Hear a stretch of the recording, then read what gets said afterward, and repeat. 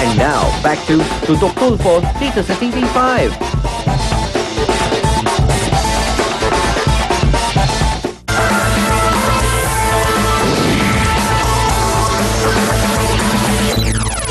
Sa bayan ng Dumanhog sa lalawigan ng Cebu, nangamba ang ilan, pero ang iba naman nagdiriwang.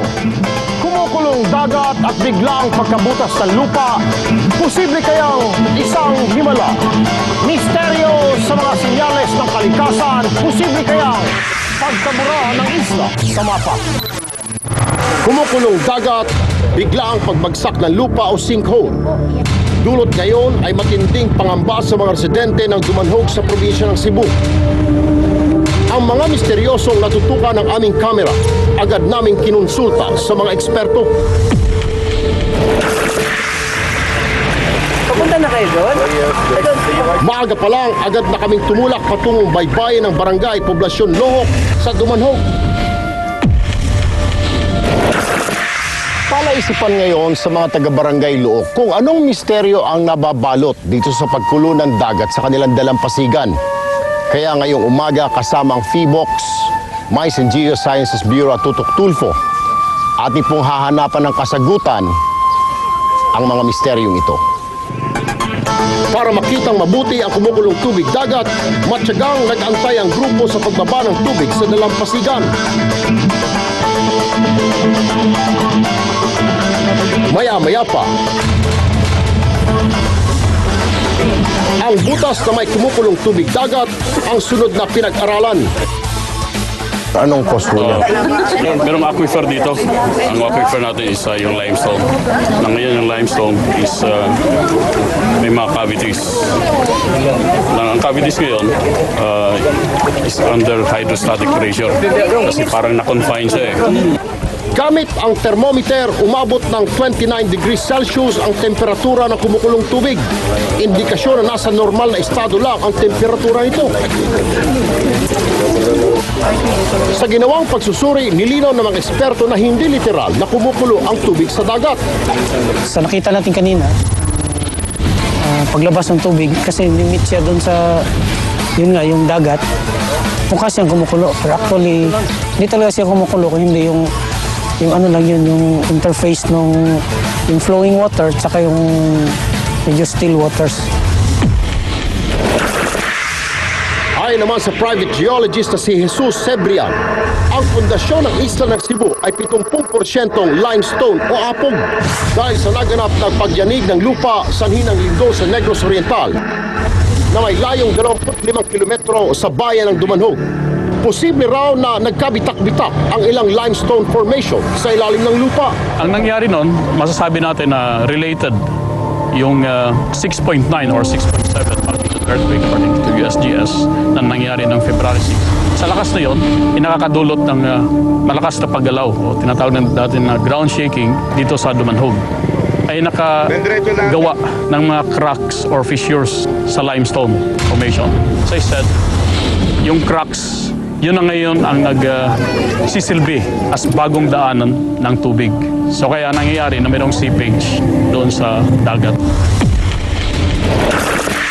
Sa pamamagitan ng hose at tubig, iminonstra sa amin ni Ginoong Cebrian ang posibleng pinagmula ng tubig na bumulwak sa dagat. For example, na mayroong underground stream dito sa higher elevation. Now, papunta siya doon sa baba. Ngayon, lumindol na nga, kakaroon ng crack dito sa limestone which is under confining pressure. Ang tendency nun is lalabas yung tubig o dadaan yung tubig along that cracks and then lalabas siya at certain point doon banda sa dagat. Pinabulaanan naman ng PHIVOX ang paniniwala ng mga residenteng may bulkang sumabog sa ilalim ng dagat. Walang active volcano dito. Even inactive volcano wala kami rito. So yung mga pagbiglang pagsabog na yan, hindi associated sa mga magmatic system. Ang narinig na pagsabog ng mga residente mula daw sa matinding puwersang dala ng tubig sa ilalim ng lupa matapos ang naganap na paglindol. Nangyari dito, no, yung biglang sumabog. Meron kasing ano din, no, pag ang isang lugar na merong tubig sa ilalim, aquifer, siyempre naka-enclose siya sa may mga confining pressure yan. So pag in-squeeze mo to, no, ng malakas, parang like example, lindol, in-squeeze mo yung ilalim, mapagkaroon ng pressure yung system na yon. At kung medyo may mahinang parte sa yung cap, ano niya, yung bato na nasa taas, pwede siyang mag-rupture at sumabog na pwedeng booming sound, parang nangyari dito. Nagkasundo ang PHIVOLCS, Mines and Geosciences Bureau at isang private geologist na walang misteryo sa lugar na ito o yung tinatawag na phenomena. Bagkos ito ay isang natural occurrence o natural na nangyayari dahil na rin sa mga underwater streams at coralline formation sa islang ito. Maging ang sinkhole sa barangay Camboang at mga karatig bayan ng Hinatilan at Dalagete, sanhiraw ng paglaki ng cavity o butas ng limestone sa ilalim nito. Kaya pangamba ng marami ang posibilidad na mabura sa mapa ng Pilipinas ang Cebu. Yung limestone na yon, pag inuga mo ng malakas, nadagdagan yung fracture niya or lalaki pa yung spaces between the fractures. So, ibig sabihin, humihina yung roof. Plus, nadagdagan pa ng, kasi umuulan noon lalong humihina yung lupa mo, saka lalong nabibigat kasi ang tubig, nagdala din yun ng bigat At the same time, yung rock mass strength niya is humihina, may tendency na babagsak siya. Pero paliwanag ng mga eksperto, Studies has been made, no? Yun, napakapagsabi sa iyo yun, gaano kabagal ang pagtutunaw ng tubig na slightly acidic sa limestone. 1 centimeter in 2 years. Ibig sabihin, 1 meter, tutunawin mo yan in 2,000 years.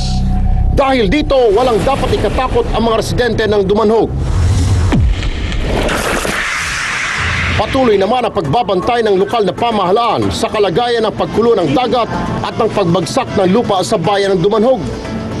Ako lang gihangyo nga ato ang mga igsunan din sa lungsod sa Dumanhog, dili sila mabalaka sa ato ang mga panghitabo din kay kini normal lang kini siya. Maging ang tanggapan ni Gobernadora Gwendolyn Garcia, nagbigay ng alternatibong proyekto para mapangalagaan ang limestone formation na pundasyon ng buong Cebu. Itong mga sinkholes na ito nangyayari ngayon should be a wake-up call for us. We are addressing the need by changing the methodology of supplying water, by tapping surface water. Ibig sabihin nun, di tayo nag-e-extract ng tubig from underneath. We are tapping the water runoff.